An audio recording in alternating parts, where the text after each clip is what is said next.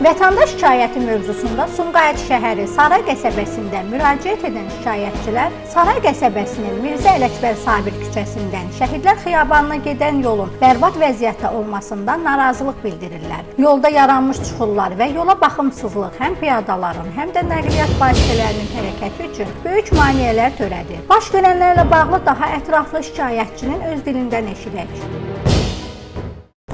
Cavadov Həmzəli Xənəmədoğlu. Buyurun, şikayətiniz nə ilə bağlıdır? Şikayətim budur ki, qızım, bu yol Promon Şəhidlər Xiyabanına. Ünvanı bildirin. Mənim ünvanımı? Ünvanı elə Ünvanımı deyə bilmərəm sizə. Mənim küçəmin adı Mirzə Ələkbər Sabir. Düz öyümün yanından keçir, düz Şəhidlər Xiyabanına. Artıq da xahiş edirəm ki, heç olmasa olanın ruhu şad olsun. Baba, bir o Araz Market var ha. Bir tek şəhidlərdir orada. Bunun yoluna bax. Heç olmasa şəhidlərə hörmət eləsinlər. Yolları. Bəli, düzəltsin, bəli. Və Piruz, bu kənd Vəli Axundovun kəndidir. Keçmiş katib. Heç olmasa onun ruhuna kök eləsinlər, hörmət eləsinlər. Nə olar ki? Nə kanalizasiya düz işləmir, nə işıqları yanmır gecələr. Heç nə. Axı niyə belə olsun? Kanalizasiya, elektrik xətləri və yollar bərbad halda olur. Axşam, gecə gəlin, qardaş. Bax, bu yol var ha.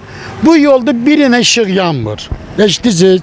Burada da yanır, yarısı yanır, yarısı yox. Əgər bu işıq Bunu da bildirin də, bura Saray qəsəbəsi. Bəli.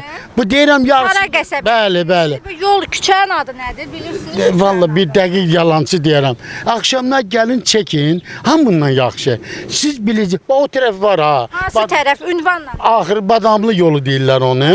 Bir dənə işıq gecələr yanmır. Əgər yanmırsa niyə görə bastırdılar onu? Nə qədər pul buraxdılar? Hələ də yox qədər. Mənim dediyim odur ki, şəhidlərin ruhu şad olsun. Buradan yol çəkilsin ora.